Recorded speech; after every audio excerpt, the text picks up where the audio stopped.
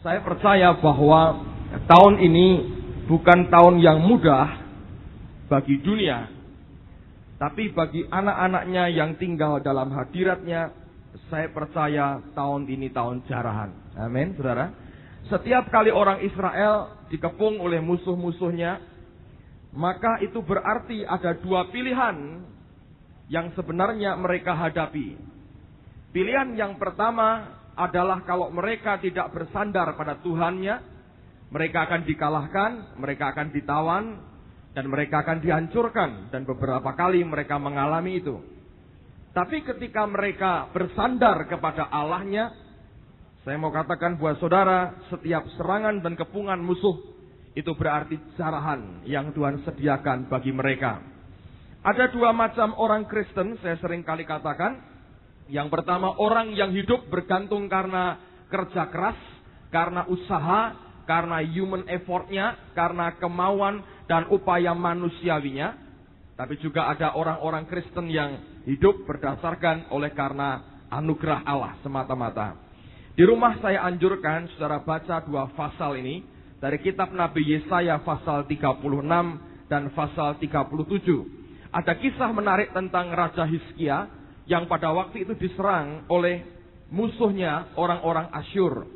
Nah, yang sangat menarik adalah pada waktu itu Hizkia dalam keadaan yang tidak berdaya. Bahkan Raja Asyur mengirim salah seorang pejabatnya dan berkata begini, "Kami berani bertaruh," dia berkata, "saya sediakan 2000 kuda, apakah engkau sanggup menyediakan penunggangnya?" Artinya mereka mau berkata, "Hizkia, kamu tidak punya mencukupi untuk satu pasukan diajak tempur." Artinya mereka mau berkata, bahkan 2000 orang yang sisa, tentaramu saja engkau tidak punya. Dan pada waktu itu yang luar biasa, ketika mereka mulai memaki-maki dan omongannya kotor dan kasar sekali, Hizkia berpesan satu hal kepada tentara dan kepada rakyatnya. Jangan jawab akan perkataan mereka. Maki-maki, omelan, semua sumpah serapah yang keluar, jangan dijawab. Ketika mereka belajar berdiam diri, Hizkia belajar satu hal. Dia koyakkan bajunya, dia tersungkur di hadapan Allahnya. Ketika Raja Asyur mengirimkan akan surat yang berisi ancaman, kembali raja ini berkata, jangan dijawab. Dan dia bentangkan surat itu di hadapan Allahnya, di bait Allah. Dan Tuhan yang berperang ganti mereka. Saya mau katakan, kita bisa berperang melawan Asyur dengan kekuatan sendiri, tapi mungkin kita akan dihancurkan. Tapi kalau kita tinggal dalam hadirat Allah, saudara akan mengalami kemenangan demi kemenangan. Siapa yang percaya tahun ini tahun jarahan buat kita? Angkat tangan tinggi-tinggi. Amin. Tadi pagi saya sampaikan dalam kebaktian pagi, saya baru baca satu buku karangan Watchmeni tentang remuknya insan dan keluarnya roh. Itu buku bagus sekali. Saya dipinjami Hengki. Rupanya Hengki pinjam dari Repkah. Jadi pinjam meminjam gitu. Pada bagian pertama dari buku itu, Watchmeni berkata begini. Setiap pelayan Tuhan, setiap anak Tuhan, pada akhirnya akan mencapai titik ini. Dia berkata, titik itu artinya sesuatu yang harus dicapai dalam pengalaman rohani bersama dengan Tuhan. Yaitu bahwa kita akan menyadari hambatan terbesar yang membuat kita tidak bisa dipakai Tuhan, tidak bisa diberkati, tidak bisa berkembang, dan tidak bisa maju adalah hambatan yang paling besar itu adalah diri kita sendiri. Jadi itu bukan karena orang lain atau keadaan. Nah, banyak orang masih menyalahkan orang lain, masih menyalahkan keadaan. Kalau Anda masih seperti itu tingkatnya belum sampai pada titik kesadaran yang membuat kita bisa berubah. Kalau kita masih berkata, ya karena keadaan begini, karena si A begini, karena si B begini, artinya engkau berkata, saya sudah baik sekali, orang lain yang tidak baik, yang perlu berubah orang lain, saya nggak perlu berubah. Dan itu tidak pernah membawa pada hati yang bertobat dan membuat kita diubah oleh Tuhan. Tapi hambatan ini berkata, nanti pada akhirnya, ada orang yang cepat, ada yang lamban sekali. Mau tidak mau dia akan menyadari bahwa hambatan terbesar dari hidup kita itu ada pada diri kita sendiri. Nah, Tuhan, kalau Anda membaca dalam Alkitab ini, Pekerjaan Allah itu adalah menyadarkan kita terus akan kelemahan kita dan ketidakberdayaan kita, dan bahkan menghancurkan akan kedagingan kita dengan berbagai upaya supaya akhirnya kita bisa hidup dalam roh dan terima kemuliaannya. Nah, mari buka bersama dengan saya dalam Injil Lukas pasal yang ke-14. Lukas pasal yang ke-14 ayat yang ke-15 mulai. Lukas 14 mulai ayat yang ke-15. Perumpamaan tentang orang-orang yang berdalih. Coba Anda perhatikan apa yang Tuhan ini utarakan kepada kita. Lukas pasal 14 mulai ayat yang ke-15. Mendengar itu berkatalah seorang dari tamu-tamu itu kepada Yesus, "Berbahagialah orang yang akan dijamu dalam kerajaan Allah." Tetapi Yesus berkata kepadanya, "Ada seorang mengadakan perjamuan besar dan ia mengundang banyak orang. Menjelang perjamuan itu dimulai, ia menyuruh hambanya mengatakan kepada para undangan, 'Marilah, sebab segala sesuatu sudah siap.' Tetapi mereka bersama-sama meminta maaf. Yang pertama berkata kepadanya, 'Aku telah membeli ladang dan aku harus pergi melihatnya. Aku minta dimaafkan.' Yang lain berkata, 'Aku telah membeli 5 pasang lembu kebiri dan aku harus pergi mencobanya. Aku minta dimaafkan.' Yang lain lagi berkata, 'Aku baru kawin dan karena itu aku tidak dapat datang.' Maka kembalilah hamba itu dan menyampaikan semuanya itu kepada tuannya. Lalu murkalah tuan rumah itu dan berkata kepada hambanya, 'Pergilah dengan segera ke segala jalan dan lorong kota dan bawalah kemari orang-orang miskin dan orang-orang cacat, orang-orang buta dan orang-orang lumpuh.' Kemudian hamba-hamba itu melaporkan, 'Tuan, apa yang Tuhan perintahkan itu sudah dilaksanakan, tetapi sekalipun demikian masih ada tempat.' Lalu perhatikan perkataan Tuhan ini. Lalu kata Tuhan itu kepada hambanya, 'Pergilah ke semua jalan dan lintasan dan paksalah orang-orang yang ada di situ masuk, karena rumahku harus penuh. Sebab aku berkata kepadamu, tidak ada seorang pun dari orang-orang yang telah diundang itu akan menikmati jamuanku.'" Jadi ada 2 kategori orang yang Tuhan itu bawa masuk dalam perjamuannya. Duduk semeja dengan dia dalam kemuliaan Allah ketika dia menjamu akan kita. Kategori pertama adalah orang-orang yang dengan sukarela ketika diundang orang-orang itu masuk. Siapa ini? Mereka adalah orang-orang miskin, orang-orang cacat, orang-orang buta, dan orang-orang lumpuh. Saya mau katakan kepada saudara, apa yang Tuhan katakan tidak berlebihan. Karena betul, sejarah membuktikan, di tempat di mana ada penderitaan, disitulah Injil paling mudah diberitakan. Di mana ada kemiskinan, Injil disampaikan, memberikan pengharapan. Di mana ada sakit penyakit, ada tekanan, ada persoalan, Injil diberitakan. Dan orang meresponi akan pemberitaan Injil itu. Nah, kategori pertama, orang-orang yang miskin, orang-orang yang cacat, orang-orang yang buta, dan orang-orang yang lumpuh. Mereka begitu antusias dan terbuka dengan kabar baik yang Tuhan sampaikan. Kalau ada orang yang miskin, ketika kita berkata, "Mari datang kepada Yesus," dia berkata, "Aku datang memberi kelimpahan, memberi kamu hidup dan hidup dalam kelimpahan." Orang ini berkata, "Ya, itu yang aku butuhkan." Tidak tahan dengan penderitaannya, dia membuka dirinya lebar dengan pertolongan Tuhan dalam hidupnya. Tapi kategori kedua adalah orang-orang yang di jalan-jalan, yang sedang jalan-jalan. Mereka bukan orang yang miskin, mereka bukan orang yang cacat, mereka tidak buta, dan mereka tidak lumpuh. Nah, Alkitab berkata, Tuhan itu berkata, paksalah mereka masuk. Kata aslinya, kata paksa itu termasuk menggunakan unsur kekerasan kalau perlu.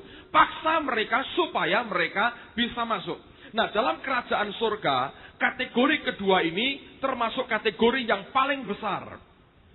Di tengah-tengah kita misalnya, saya percaya seandainya saudara berkata, "Ya Pak, saya nggak punya uang, saya ini menderita." Tapi lihat akan pakaian saudara. Tidak compang-camping, Anda masih pakaian bagus sekali. Pak Bianto berkata, utang saya banyak dulu, tapi toh masih keren katanya. Dasi masih dipakai, mobil masih dipakai juga, masih keren katanya. Kita ini masih baik saudara, karena kita seringkali melihat diri terus sendiri, akibatnya tidak bisa bersyukur. Coba lihat orang yang lebih menderita dari kita bisa bersyukur kepada Allah. Kita juga enggak ada yang buta, yang lumpuh, yang cacat, semua sehat, semua begitu baik. Jadi kita termasuk kategori orang kedua yang sebetulnya jujur kita harus mengakui.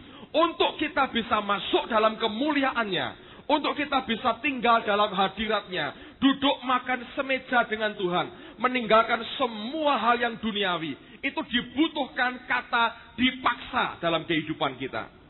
Tidak ada orang yang mau meninggalkan keduniawian dengan sukarela. Hakikatnya tidak ada orang seperti itu. Semua harus dipaksa. Dan Tuhan mengerti itu. Dan Tuhan tidak keberatan memaksa kita, saudara. Nah, Paulus juga menyadari hal yang sama. Mari buka bersama dengan saya. Dalam 1 Korintus pasal yang ke-9. Ayat yang ke-27. 1 Korintus pasal 9. Ayat yang ke-27. Ini yang Paulus katakan. Perhatikan dalam Alkitab saudara. 1 Korintus pasal 9. Ayat yang ke-27. Tetapi aku melatih tubuhku dan menguasainya seluruhnya. Supaya sesudah memberitakan Injil kepada orang lain, jangan aku sendiri ditolak. Paulus berkata, aku melatih tubuhku dan menguasainya seluruhnya. Amplified Bible menerjemahkan dengan kalimat begini. But like a boxer, seperti seorang petinju, boxer, I buffet my body, aku menghancurkan, menekan, menindas akan tubuhku sendiri. Artinya apa? Handle it roughly, discipline it by hardship. Aku menghandle akan tubuhku ini dengan kasar, dengan keras. Aku mendisiplin akan tubuhku ini juga dengan keras, hardship. Dia mendisiplin tubuhnya, dia menghandle akan tubuhnya dengan kasar, dia berkata. Kenapa? Dia berkata, supaya setelah aku memberitakan Injil kepada orang lain, I myself should become unfit. Yang dia takutkan. Dia khawatir kalau sudah dia berkhotbah kepada orang lain, dia jadi tidak fit tubuhnya. Oleh karena itu dia mengumpamakan hidupnya seperti seorang boxer, petinju. Dia handle hidupnya, dia handle tubuhnya dengan kasar, dengan keras. Dia mendisiplin akan hidupnya. Nah, dalam surat Roma pasal yang ke-8, Anda boleh buka itu. Roma pasal yang ke-8, ayat yang ke-13. Paulus menjelaskan mengapa dia menghandle dengan kasar, mendisiplin dengan keras akan tubuhnya. Apanya yang akan dimatikan dari tubuhnya? Dia berkata begini. Roma 8 ayat yang ke-13. Sebab jika kamu hidup menurut daging, kamu akan mati. Tetapi jika oleh roh, kamu mematikan perbuatan-perbuatan tubuhmu, kamu akan hidup. Amplified Bible mengatakan, for if you live according to the flesh, you will surely die. Kalau engkau ini hidup oleh karena kedaginganmu, maka sungguh engkau ini akan mati. But if through the power of the Holy Spirit, tapi jika lewat kuasa daripada Roh Kudus, you are habitually putting to death the evil deeds prompted by the body. Kalau dengan kuasa Roh Kudus secara habitually, sebagai kebiasaanmu, engkau mematikan keinginan buruk, keinginan jahat daripada tubuhmu atau dagingmu, you shall live forever. Maka kamu akan hidup selama-lamanya. Nah, Paulus berkata, dengan kuasa Roh Allah, Roh Kudus itu berkepentingan memberikan kebiasaan kepada kita untuk mematikan kemauan buruk daripada daging kita. Dan ini yang Paulus katakan, aku menghandle dagingku ini, tubuhku ini dengan kasar, dengan disiplin yang keras. Supaya aku tetap fit dan tidak unfit katanya. Dan itu yang Tuhan maksudkan ketika dia berkata, untuk membawa kita masuk dalam kemuliaannya, tinggal dalam hadiratnya, meninggalkan semua keduniawian. Kita harus dipaksa, saudara. Nah, malam hari ini, saya minta konsentrasi yang ekstra buat saudara. Karena saya ingin berikan contoh akan kehidupan tokoh dalam Alkitab. Orang yang dipaksa oleh Tuhannya, tapi akhirnya dia terpaksa menerima paksaan itu. Karena dia mau walaupun terpaksa dipaksa, akhirnya orang ini terima kemuliaan. Siapa orang ini? Namanya adalah Simon dari Kirene. Saya minta Anda konsentrasi, baca Alkitab baik-baik. Saya bacakan rangkaian kisahnya. Nanti lihat bagaimana kemuliaan Allah terpancar lewat bagaimana Tuhan memaksa kehidupan anaknya. Yang pertama, buka Matius 27 ayat yang ke-32. Matius 27 ayat yang ke-32. Saya tahu ini bukan hal yang mudah untuk kita dengan cepat menangkap akan kisah ini. Tapi saya mau coba semaksimal mungkin, sesederhana mungkin saya ceritakan, sampaikan buat saudara. Ada beberapa teman yang tadi pagi dengar dan belum mengerti penuh. Nah, diulang lagi, dengar baik-baik. Matius 27 ayat 32. Ini sebetulnya begini saudara ya. Anda nanti, loh kok bisa melihat rangkaian ceritanya begitu Pak? Itu yang saya pelajari di sekolah di Undip selama 4 tahun setengah itu. Data-data yang sepotong-sepotong, bagaimana dirangkum jadi satu, dikumpulkan, sehingga membentuk story, kisah tersendiri. Kenapa Anda hari ini bisa dengar cerita tentang Gajah Mada, tentang Mojopahit? Apakah ada cerita yang berurutan? Tidak. Itu hasil dari prasasti-prasasti yang sepotong, dikumpulkan, dirangkaikan, lalu jadilah kisah itu. Jadi belajar sejarah itu seperti itu saudara. Nah, saya mau berikan firman Tuhan, tapi ngajar ilmu sedikit buat saudara, untuk bisa melihat akan rangkaiannya. Anda akan dibuat kagum oleh firman Tuhan, begitu gamblang menjelaskan buat kita. Saya minta Anda perhatian betul, karena ini bukan hal yang mudah. Yang terbukti tidak semua orang tadi pagi bisa tangkap penuh apa yang saya sampaikan. Matius 27 ayat 32. Ketika mereka berjalan keluar kota, mereka berjumpa dengan seorang dari Kirene yang bernama Simon. Orang itu mereka paksa untuk memikul salib Yesus. Nah, sekarang dengar dulu saya baik-baik. Dengarkan gini. Saya mau jelaskan begini, saudara. Pada zaman Yesus hidup, pada waktu itu, orang-orang Yahudi punya kebiasaan bahwa mereka yang tersebar di berbagai tempat di luar Israel, biasanya setahun sekali mereka akan kumpul di kota Yerusalem. Kapan itu? Pada waktu mereka merayakan Paskah, dan mereka biasanya tinggal kurang lebih selama 1,5 bulan di sana, 50 hari, sekaligus menunggu perayaan Pentakosta. Jadi saudara-saudara sekalian, itu merupakan kebiasaan. Nanti saya akan buktikan bagaimana orang-orang ini kumpul dari berbagai penjuru dunia. Karena Alkitab juga menyatakan hal seperti itu. Jadi kebiasaan pada waktu itu adalah pada menjelang hari raya Paskah, sampai orang Yahudi, para rabinya itu membuat 2 Paskah. Paskah besar dan Paskah kecil. Kenapa? Paskah kecil untuk tambahan kalau sampai ada yang terlambat datang. Jadi mereka dari luar kota berminggu-minggu mereka jalan, naik onta, naik keledai, mereka datang ke Yerusalem dengan tujuan mereka merayakan Paskah besar.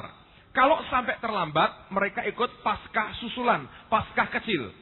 Nah, karena jaraknya jauh sekali, biasanya mereka tinggal sambil nunggu perayaan Pentakosta.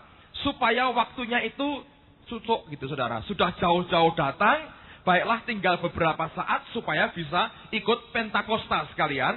Setelah perayaan Pentakosta, baru mereka pulang ke negara asal mereka. Nah, Kirene adalah daerah dekat Libya di Afrika Utara. Memang cukup jauh dari daerah Yahudi atau Yerusalem. Nah, orang-orang ini mereka berkumpul, mereka datang ke Yerusalem untuk merayakan Paskah dan Pentakosta. Kirene adalah daerah yang cukup makmur, tempat di mana banyak orang Yahudi bermukim di situ. Tahun 116 ada pemberontakan orang Yahudi di sana, dan mereka menghancurkan tugu-tugu penyembahan berhala. Karena pemberontakan itu sampai korban jiwa yang ada sampai mencapai 200.000 orang. Artinya ini pemberontakan besar sekali. Artinya banyak orang Yahudi yang menetap di Kirene sebagai tempat mereka menetap untuk mereka mencari nafkah. Nah, orang-orang ini bukan orang-orang sembarangan, tapi orang yang sangat agamawi, orang yang berpegang teguh kepada ajaran Taurat, ajaran agama Yahudi. Sehingga mereka cukup punya pengenalan akan Taurat dan ajaran agama Yahudi. Anda bertanya, Bapak tahu dari mana? Coba dibuktikan. Lihat Kisah Rasul pasal yang ke-6. Kisah Rasul pasal yang ke-6 ayat yang ke-9. Saya bacakan mulai ayat 8 supaya saudara bisa mengerti akan konteksnya. Kisah Rasul 6 ayat yang ke-8. Dan Stefanus yang penuh dengan karunia dan kuasa mengadakan mujizat-mujizat dan tanda-tanda di antara orang banyak. Tetapi tampillah beberapa orang dari jemaat Yahudi yang disebut jemaat orang Libertini. Libertini itu apa? Libertini itu adalah orang-orang bekas budak-budak orang Roma yang dimerdekakan. Mereka menamakan dirinya orang Libertini. Nah, bekas budak ini ngumpul dengan bekas budak, mereka membentuk jemaat yang diberi nama Libertini. Ini jemaat Yahudi, bukan Kristen tapi Yahudi yang dasar hidup mereka dari Taurat. Teruskan. Anggota-anggota jemaat itu adalah orang-orang dari Kirene dan dari Alexandria bersama dengan beberapa orang Yahudi dari Kilikia dan dari Asia.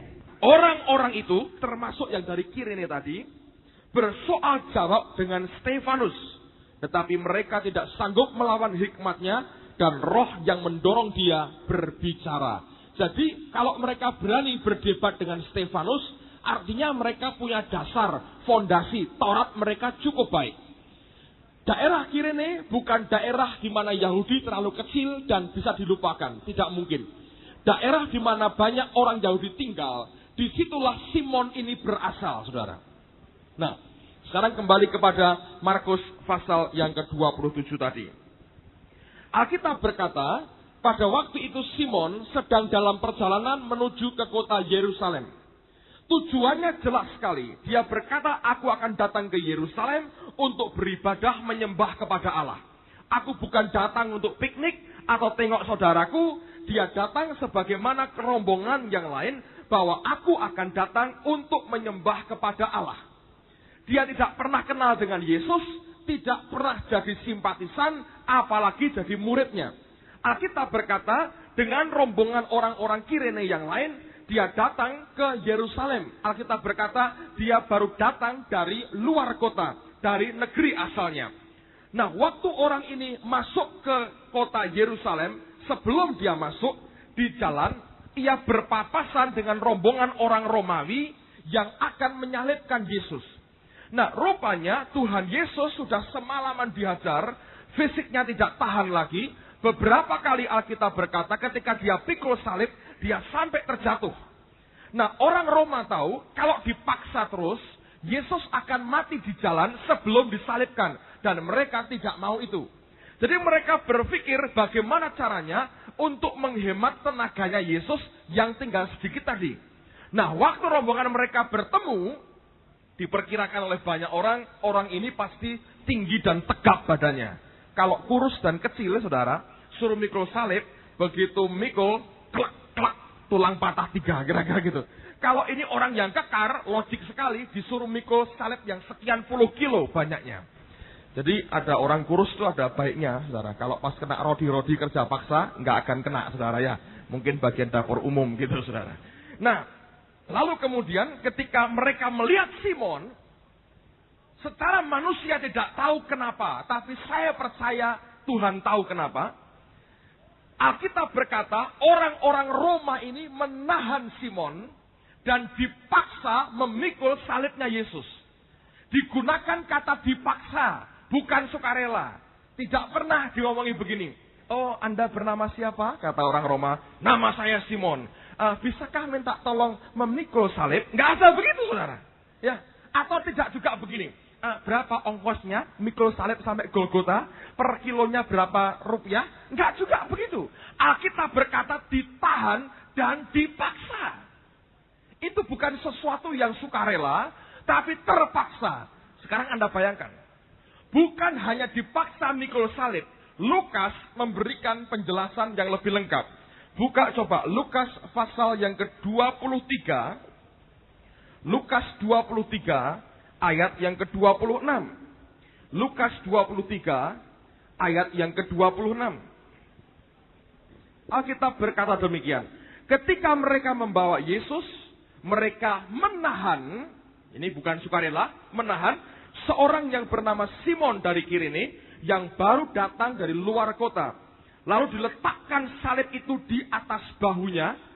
Dia nggak mikul sendiri, dipaksa diletakkan di atas bahunya supaya dipikulnya. Lalu perhatikan, sambil mengikuti dia, mengikuti akan Yesus. Nah, dengar baik-baik. Ini celaka 15 kira-kira saudara.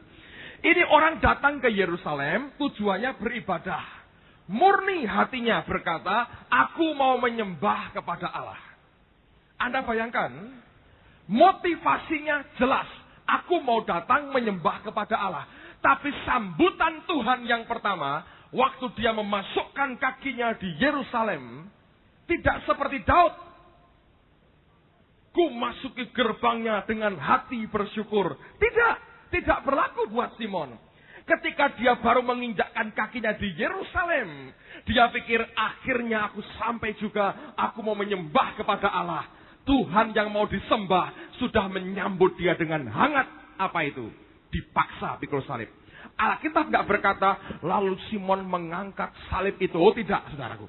Ditahan dan salib itu orang lain yang meletakkan di atas bahunya. Kira-kira ngomel nggak, saudara? Ngomel. Kalau bisa bahasa roh kayak gitu. Dalam nama Yesus ini semua tekanan keluar. Bukan keluar, tambah berat nekan hidupnya, saudara. Jadi Anda bisa bayangkan tertekannya seperti apa. Dipaksa, dan bukan cuma dipaksa mikul. Alkitab berkata, mengikuti Yesus artinya jalan di belakang Yesus. Nah, Yesus saja jalan sudah susah, saudara. Sempoyongan. Selangkahnya aja perlu mujizat, ngerti nggak? Beratnya luar biasa. Sudah nggak tahan nahan tubuhnya sendiri. Artinya Yesus jalan pelan-pelan. Nggak mungkin Tuhan ketika dipikul salibnya, nah aku bisa lari sekarang. Enggak, saudaraku. Dia jalan pelan-pelan, sangat pelan-pelan. Nah, ini orang suruh mikul di belakang Yesus yang jalan begitu slow, begitu pelan. Itu jengkelnya sampai sini kira-kira, saudara. Ambil contoh beginilah. Ini ada speaker monitor Yamaha. Saya nggak tahu berapa kilo. Saya minta seorang teman misalnya ya, coba angkat speaker ini. Mungkin kuat, saudara. Dia angkat. Bawa ke ujung sana. Kalau tempat ini tanpa hambatan, dia angkat, langsung dia lari, makin cepat dia sampai, makin ringan. Makin sambil lari, makin ringan dia. Tapi kalau ini penuh dengan orang, angkat. Dia harus membuka jalan sendiri. Itu penderitaan, saudara. Kalau nggak percaya dicoba. Di rumah cari barang apa yang 20 kilo gitu, bawa gitu. Sambil jalan di belakangnya, di belakang orang buta. Itu aja. Orang buta jalan, Anda angkat di belakang orang buta. Ikuti kemanapun dia pergi. Nanti kan susahnya, ini pegelnya seminggu gak hilang, saudara. Kenapa? Karena makin pelan dia jalan, beban ini makin kerasa. Ngerti? Makin cepat, bebannya makin cepat hilang. Kalau boleh dia bisa lari, dia banting salib itu, dia pergi dan tidak ada urusan lagi. Tapi Alkitab tidak berkata demikian. Kembali saya ajak Anda berpikir. Datang ke Yerusalem dengan tujuan menyembah kepada Allah. Aku mau beribadah. Aku mau tersungkur di depan kaki Tuhan. Paskah dan Pentakosta. Orang yang saleh merindukan saat seperti ini. Apakah Allah tidak tahu hati Simon? Oh, Allah ngerti persis. Ini orang mau datang menyembah kepadaku. Dan Tuhan menyambut dia dengan begitu hangat. Dengan apa? Salib. Dan dia harus ikut Yesus sampai ke Golgota. Separuh jalan nggak boleh, korting tidak ada. Harus dipikul dan terus naik ke Golgota. Saudara, apa yang terjadi? Alkitab tidak mengisahkan apapun, tapi saya percaya dia naik sampai ke Golgota, ke Bukit Tengkorak. Mungkin ya, menurut saya, dia banting, hatinya ngomel. Kenal aja tidak, dulur CJ, sanak ora kon mikul salib. Ngomel-ngomel ta? Ini penjahat, dia yang berbuat, aku yang kena akibatnya. Dia berdoa, ya Tuhan, singkirkanlah persoalan daripadaku. Tuhan diam saja. Ya Tuhan, aku berdoa dalam nama Tuhan. Dalam Tuhan sebelum dalam namamu aku berdoa katanya. Buang ini beban dalam hidupku. Ini laknat, ini kutuk. Salib itu kematian yang paling hina. Aku kena penghinaan yang besar. Dia berdoa, dia menjerit kepada Allahnya. Dan Allah berkata, pikul terus saudara. Dia ngomel, dia berbuat apapun yang dia bisa. Dia mungkin maki Tuhan sebentar. Kamu sih, gara-gara kamu. Ngapain kau yang kena? Nanti apa kata orang? Coba lihat. Kalau orang kiri nih nanti lihat aku. Sampai di rumah nanti mereka ngomong sama istriku. Wah, Simon disalib, dihukum mati. Coba, anakku dianggap pengkhianat. Nanti keluargaku ngomong apa?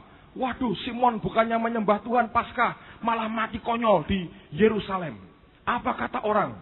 Karena biasanya berita yang separuh benar, seperempat benar, itu paling laris. Yang full benar malah nggak laku. Berita yang 10% benar, laku keras. Yang 0,1% benar, paling keras. Yang tidak benar, sangat laku keras, saudaraku. Itu dunia begitu. Apa kata orang? Ini penderitaan, ini tekanan. Lecet semua bauku, dipaksa, ditekan sama orang Roma. Lambat sedikit, tusuk sama tombak. Gimana? Ngomel, tapi tetap toh sampai naik ke Golgota. Mungkin dia banting, saudara. Tapi saya beritahu, saudara. Setiap orang yang jumpa dengan Yesus, orang itu akan berubah hidupnya. Kalau dia mau diubah oleh Tuhannya. Dan dia mungkin ngobrol, mana aku yang kena ini, begini. Kira-kira begitu, saudara. Lalu kemudian tidak mungkin disangkali. Seluruh Yerusalem, mata mereka tertuju pada Golgota. Dan mereka semua menyaksikan fenomena gejala alam yang aneh. Pada saat Yesus menjelang saat kematiannya, bumi begitu gelap gulita. Dan mereka menyaksikan anak manusia menyerahkan nyawanya. Dan mereka mendengar tirai bait Allah terbelah dua. Dari atas sampai bawah terbelah dua. Dan mereka menyaksikan ruang maha suci terbuka. Bagi setiap manusia yang berkenan kepadanya. Dibuka oleh Allahnya. Dan gejala itu tidak mungkin tidak orang seluruh Yerusalem mengerti akan hal itu. Selama 3 hari itu pemberitaan terus berjalan. Ada orang berkata dia penjahat. Ada orang berkata dia nabi. Ada orang berkata dia Mesias. Ada orang berkata dia adalah hamba Tuhan. Ada orang berkata dia adalah Allah sendiri. Semua orang bicara tentang Yesus. Yang mereka pernah mau jadikan sebagai raja. Tapi hari itu mereka mati. Dia mati. Dan selama 3 hari itu saudara. Terus mereka bicara soal Yesus. Dan tiba-tiba mereka dikejutkan berita. Yesus yang mati dikatakan bangkit dari antara orang mati. Kuburnya kosong dan seluruh Yerusalem tahu itu. Anda bertanya, dari mana Bapak tahu seluruh Yerusalem tahu? Buka bersama dengan saya. Lukas pasal yang ke-24. Lukas 24 ayat 13. Lukas 24 ayat yang ke-13. Pada hari itu juga 2 orang dari murid-murid Yesus pergi ke sebuah kampung bernama Emmaus yang terletak kira-kira 7 mil jauhnya dari Yerusalem. Dan mereka bercakap-cakap tentang segala sesuatu yang telah terjadi. Ketika mereka sedang bercakap-cakap dan bertukar pikiran, datanglah Yesus sendiri mendekati mereka, lalu berjalan bersama-sama dengan mereka. Tetapi ada sesuatu yang menghalangi mata mereka, sehingga mereka tidak dapat mengenal dia. Yesus berkata kepada mereka, apakah yang kamu percakapkan sementara kamu berjalan? Maka berhentilah mereka dengan muka muram. Seorang dari mereka, namanya Kleopas, menjawabnya. Perhatikan jawaban ini. Adakah engkau satu-satunya orang asing di Yerusalem yang tidak tahu apa yang terjadi di situ pada hari belakangan ini? Berarti semua orang asing di Yerusalem tahu apa yang terjadi. Benar nggak, saudara? Dia bertanya, kok aneh, kamu paling nggak tahu. Semua orang tahu apa yang terjadi. Apa itu? Yesus mati dan dia dibangkitkan kembali. Semua orang tahu di Yerusalem.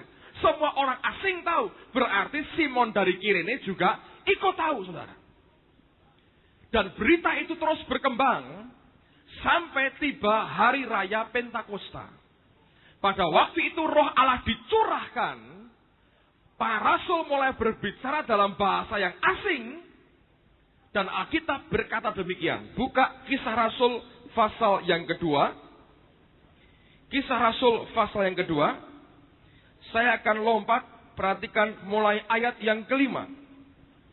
Kisah Rasul pasal 2, mulai ayat yang kelima. Waktu itu di Yerusalem, diam orang-orang Yahudi yang saleh dari segala bangsa di bawah kolong langit. Perhatikan, kenapa mereka diam di situ? Karena mereka merayakan Paskah dan Pentakosta. Semua yang saleh kumpul di Yerusalem. Ayat yang ke-6. Ketika turun bunyi itu, berkerumunlah orang banyak. Mereka bingung karena mereka masing-masing mendengar rasul-rasul itu berkata-kata dalam bahasa mereka sendiri. Mereka semua tercengang-cengang dan heran, lalu berkata, bukankah mereka semua yang berkata-kata itu orang Galilea? Bagaimana mungkin kita masing-masing mendengar mereka berkata-kata dalam bahasa kita sendiri, yaitu bahasa yang kita pakai di negeri asal kita? Dari mana mereka? Perhatikan, kita orang Partia, Media, Elam, penduduk Mesopotamia, Yudea dan Kapadokia, Pontus dan Asia, Frigia dan Pamfilia, Mesir, dan daerah-daerah Libya yang berdekatan dengan Kirene, pendatang-pendatang dari Roma, baik orang Yahudi maupun penganut agama Yahudi, orang Kreta dan orang Arab. Kita mendengar mereka berkata-kata dalam bahasa kita sendiri tentang perbuatan-perbuatan besar yang dilakukan Allah. Artinya ada orang-orang Kirene yang mendengar apa yang terjadi di kamar loteng pada hari raya Pentakosta. Nah, waktu mereka kumpul, ini pertama kali Petrus berdiri dan dia mulai berkhotbah. Ketika dia berkhotbah, Petrus ini menjelaskan akan siapa orang yang bernama Yesus. Dan itu membuka mata Simon Kirene, saudara. Dia nggak tahu siapa orang yang dia pikulkan salibnya. Tapi waktu Petrus berkhotbah dan Allah mengurapi khotbahnya, orang-orang Kirene hadir. Mereka mendengar penjelasan siapa yang disalibkan, yang mati, dan kemudian bangkit kembali dan naik ke surga, mengirimkan rohnya kepada mereka. Namanya adalah Yesus, Immanuel, Allah beserta kita, yang dinubuatkan dalam kitab nabi-nabi. Nah, Simon mendengar dan dia takjub, dia tercengang dengan apa yang dia dengar. Alkitab berkata hari itu 3.000 orang memberi dirinya dibaptis dan diselamatkan. Mereka percaya akan Yesus Tuhannya. Dan saya yakin sekali Simon Kirene satu di antaranya. Kenapa, saudara? Karena segera setelah itu kita mendengar muncul jemaat Tuhan dari Kirene. Anda pikir dari mana? Saya yakin satu di antaranya lahir dari orang yang bernama Simon. Waktu dia mendengar bahwa yang mati dan bangkit adalah Tuhannya, tiba-tiba mukanya jadi berubah. Dia malu. Jadi yang aku maki-maki, yang aku omeli, Tuhanku sendiri. Tapi sesaat ketika dia percaya, bisa begitu bangga. Aku ambil bagian dalam penderitaannya. Waktu semua orang bicara tentang Yesus yang disalibkan, siapa yang memikulkan salibnya? Katanya, gua, katanya. Ini lihat, lukanya masih ada. Ini lecetnya, memarnya. Kok nggak diobati? Jangan, katanya. Kenang-kenangan. Nih kenapa? Salib. Gua naik sampai Golgota. Gua naik. Gua ikuti langkahnya. Memang luar biasa berubah omongannya, saudaraku. Tadinya ngomel. Siapa lu? Sanak bukan, cadang bukan, ponaan juga tidak. Berbuat apa? Lakukan akibatnya. Ketika dia tahu itu Tuhannya, dia berkata, gua yang mikulin salibnya. Kalau nggak ada gua, nggak bisa tuh, repot katanya. Siapa yang mikul? Saya, katanya. Ketika mereka pulang ke Kirene, orang-orang lain bersaksi, kami lihat peristiwanya. Tuhan disalibkan, dia bangkit, kami percaya ke dia. Simon akan berkata, ya. Dan yang mikul salibnya, saya. Katanya begitu. Buktinya, nih lecet. Ukur nih, berapa senti? pas satu balok salib katanya gitu. Diobati Simon, jangan, kenang-kenangan. Makin lama nggak sembuh, makin baik katanya. Kenang-kenangan, bukti ini lihat. Betul kan katanya. Nah, oh iya, Simon yang mikul. Tapi dulu kamu ngomel. Ya kan dulu katanya, kan nggak tahu. Sekarang lihat ini gua yang pikul. Gua yang pikul ini sampai Golgota. Saya ikuti langkahnya Tuhanku katanya. Bayangin saudara. Apa yang terjadi? Jemaat di Kirene dibangun. Dan mereka jadi orang-orang yang militan. Coba lihat Kisah Rasul pasal 11. Ayat yang ke-20. Kisah Rasul pasal 11. Ayat yang ke-20. Saya bacakan mulai 19.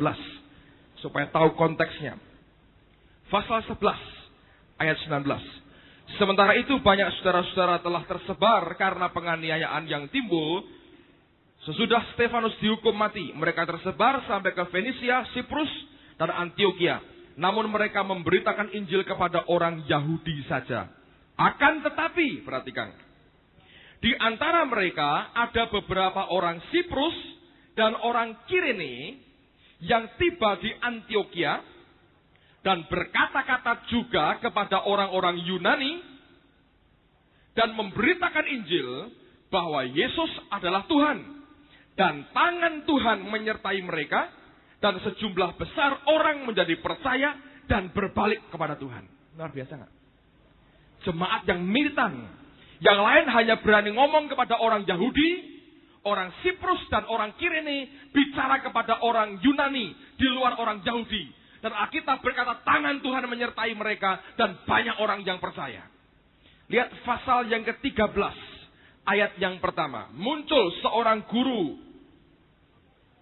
Pasal 13 ayat pertama, pada waktu itu dalam jemaat di Antioquia ada beberapa nabi dan pengajar, yaitu Barnabas dan Simeon yang disebut Niger, dan Lukius orang Kirene, dan Menahem yang diasuh bersama dengan raja wilayah Herodes dan Saulus.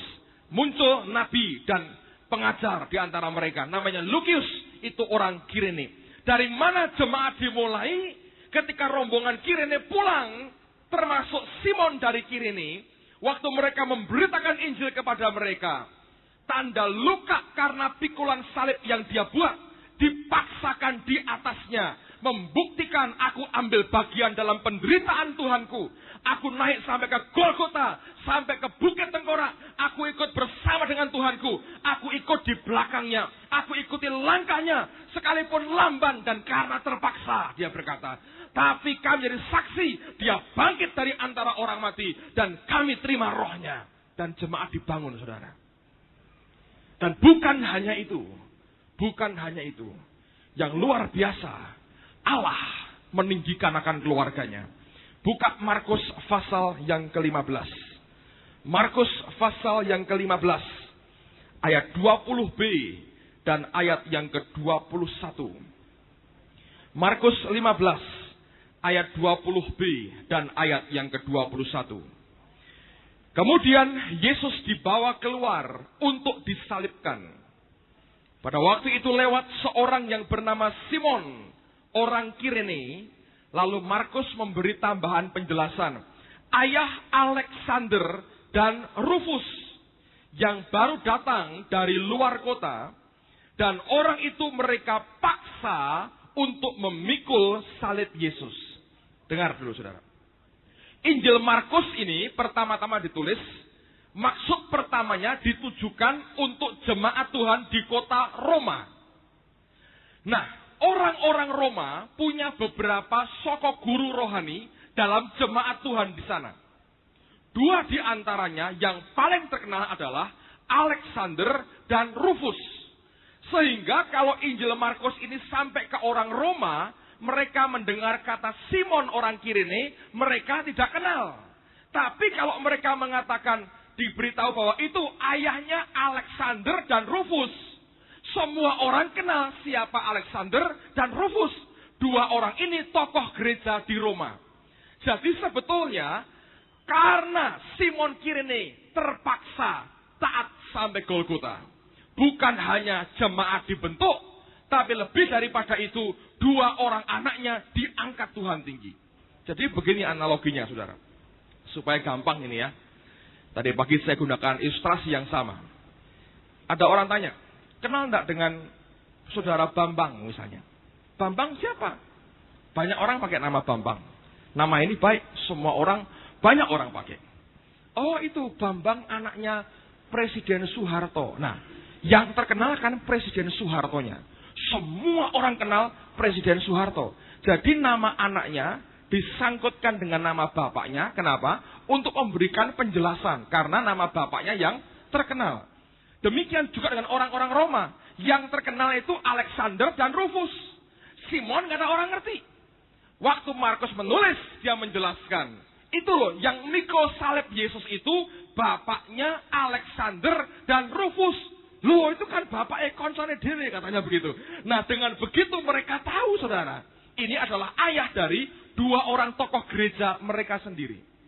Nah, dengan demikian, dengar baik-baik. Karena terpaksa dia mikul sampai ke atas. Jemaat di Kirene berdiri begitu kuat dan solid. Bukan hanya itu, dua orang anaknya dipakai Tuhan untuk menjadi tiang-tiang gereja Tuhan di kota Roma. Dan bukan hanya anaknya, istrinya juga dipermuliakan. Lihat dalam Roma pasal 16. Ayat terakhir, Roma 16. Ayat yang ke-13. Roma 16, ayat yang ke-13. Dengar apa yang Tuhan katakan. Roma 16, ayat yang ke-13. Alkitab berkata demikian. Salam kepada Rufus, orang pilihan dalam Tuhan. Dan salam kepada ibunya, yang bagiku adalah juga ibu. Siapa ibunya Rufus? Itu Nyonya Simon dari Kirene. Ngerti saudara? Bahkan istrinya Nyonya Simon, Paulus berkata, itu juga bagiku adalah ibu. Kalau bukan orang yang terhormat dan rohani, Paulus tidak akan berkata demikian, saudara. Dan dia berkata, Rufus itu orang pilihan dalam Tuhan. Saudara Alexander, orang yang jadi tokoh gereja Tuhan di kota Roma. Dan surat ini ditujukan kepada jemaat di Roma. Anda mengerti akan akhir daripada kisahnya. Dimulai ketika dipaksa, ditahan, dan salib diletakkan di atas bahunya. Dan mereka berkata, naik sampai Golgota, ikuti Yesusmu ini. Sambil ngomel, gerutu, marah-marah, sumpah serapah mungkin keluar. Dia doa, minta dilepaskan, menjerit sampai frustrasi. Sepertinya Allah diam. Dan Tuhan berkata, naik terus dan ikut aku. Ketika dia mengizinkan, Tuhan paksa dia. Sampai ke Golgota. Lihat kemuliaannya. Keluarganya bertobat. Dan dipakai Tuhan dengan cara yang luar biasa. Dua anaknya soko guru di Roma. Istrinya mendampingi anaknya sampai di kota Roma, saudara. Dimulai dari mana? Ketika dia mengizinkan Allah memaksa dia naik sampai Golgota. Saya mau beritahu saudara, kita pada hakikatnya secara alamiah dan rohani tidak ada yang bisa datang kepada Tuhan, meninggalkan semua keduniawian kita tanpa Allah memaksa kita. Dan Tuhan tahu betul, dia harus paksa kita untuk membawa kita naik sampai ke Golgota. Tidak ada orang, tidak ada anak Tuhan yang pada hakikatnya secara sukarela memberikan hidupnya, meninggalkan keduniawian dan ikut Allahnya segenap hati. Kalau tidak dipaksa oleh Tuhan. Dengar, sejarah hidup kita adalah sejarah di mana tangannya memaksa kita. Tapi bukan dengan tujuan untuk menghancurkan kita, tapi untuk membawa kita masuk dalam kemuliaannya. Saya mau akhiri dengan kesaksian ini. Ilustrasi ini baik sekali. Saya bagikan buat saudara sebelum kita berdoa bersama-sama. Ada beberapa orang yang sedang berjalan bersama-sama. Dan orang ini diberi masing-masing oleh Tuhan satu balok salib. Masing-masing diberi salib. Dan Tuhan berkata, naik ke gunung sana. Pikul salib ini dan naik ke gunung. Lalu kemudian ketika dia mulai naik ke gunung, makin lama makin berat. Dan lama-lama makin berat, makin berat, makin berat, dan makin berat. Yang seorang berkata, aku mau bertahan. Betul ini berat, aku mau bertahan. Dia paksa dirinya, dia seret terus salib ini. Orang kedua berkata, untuk apa diberi hikmat kalau tidak dipakai? Untuk apa mikul berat-berat, toh akhirnya sampai juga ke atas. Dia ambil gergaji, dia pikir, aku mau lembutkan dulu ini salibku. Dia potong bagian-bagian yang tajam. Dia pasah sampai halus. Terus dia coba lagi, tidak terlalu sakit katanya. Dia jalan lagi. Ketika makin naik, makin naik, makin naik. Yang pertama berat, dia berkata, pokoknya aku bagaimanapun, aku mau pikul salib ini, aku mau seret sampai ke atas. Yang kedua berpikir, ini terlalu berat. Potong sedikit kan tidak apa-apa. Ambil gergaji, dia potong sedikit, saudara. Dia pikul, bukankah Allah mencobai tidak melebihi kekuatan? Setelah aku potong, ini pas Tuhan, tidak melebihi kekuatan. Kalau tadi melebihi kekuatan. Ini pas. Dia naik lagi. Tenaga makin kurang. Bukankah Allah mencobai tidak sesuai dengan tidak melebihi kekuatan? Tenagaku makin berkurang. Harus ku potong lagi supaya tidak melebihi kekuatanku. Dia potong lagi, saudaraku. Yang satu diseret terus sampai ke atas. Setelah jalan lagi sekian kilo, yang kedua berkata begini. Tenaganya makin habis lagi. Aku harus minum dulu. Makin minum, makin berkeringat banyak. Makin lelah dia. Bukankah Allah mencobai tidak melebihi kekuatan? Kekuatanku makin kurun, berarti salibku harus makin ringan. Dia potong lagi, saudara, salibnya. Ini baru pas. Dia jalan lagi, saudara. Ketika sampai di ujung, saudara, ternyata yang mereka hadapi adalah jurang. Dan di balik jurang itu ada satu dataran yang begitu indah dan mulia. Dan barang-barang berharga yang begitu mulia tersedia di sana. Lalu malaikat Tuhan menjaga barang itu. Orang pertama yang bawa salib yang begitu berat dia seret. Dia berkata, malaikat, beri aku jembatan. Aku mau nyebrang ke sana. Malaikat berkata, aku tidak punya jembatan. Lah bagaimana aku bisa ke sana? Malaikat berkata, engkau yang punya jembatan. Aku tidak punya. Yang aku bawa ini cuma salib. Aku seret terus dari tadi. Malaikat berkata, itu jembatannya. Itu jembatannya. Pakai sebagai jembatan. Kemudian dipakai sebagai jembatan. Dan dia mulai berjalan. Ketika dia sampai ke seberang, jembatan salib itu lenyap. Lalu orang yang kedua tertinggal karena sibuk motong, saudaraku. Dia pikul lagi. Dan sampai ke jurang yang sama. Dia lihat luar biasa. Dia teriak yang sama, malaikat, beri aku jembatan. Aku mau ke sana. Malaikat berkata, sorry, gak ada jembatan di sini. Lah bagaimana si A bisa ke sana? Dia nyebrang sendiri. Pakai apa? Pakai salibnya. Lah saya bagaimana? Salibmu itu jembatan yang dia beri. Coba pakai sebagai jembatan. Waktu dia angkat, gak cukup katanya. Aku sudah potongi beberapa kali. Malaikat bilang, sorry, gak ada bahan lain. Hanya itu yang ada. Banyak orang, saudara, potongi salib. Bukan cuma dipotongi, dicuili salib itu. Jadi kecil di leher kita. Enggak dosa, saudara, enggak dosa. Dicuili kecil dari sini. Tapi ketika salib yang sebenarnya datang, engkau berkata, jangan gitu dong Tuhan. Aku tengking salib ini keluar dalam nama Yesus. Itu jembatan, saudara. Ngerti? Simon Kirene itu dipaksa. Nanti keluarganya dipermuliakan. Pagi ini, saya tidak tahu sudah berapa meter yang kau potong. Memang artinya lebih berat, saudara. Tapi itu jembatan menuju kepada kemuliaan. Amin, saudara. Ayo kita berdiri bersama-sama.